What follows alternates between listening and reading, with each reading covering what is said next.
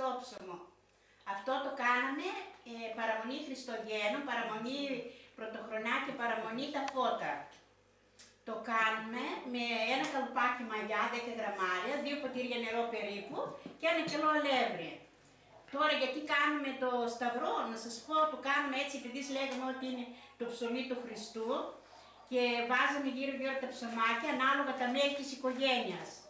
Όσα μέλη ήταν, τόσα ψωμάκια βάζαμε και βάζαμε ένα περίσσιο για τον Χριστό έτσι.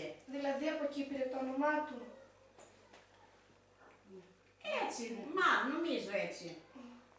Γιατί είναι έτσι και δεν είναι έτσι γλυκό, είναι έτσι νηστίσιμο.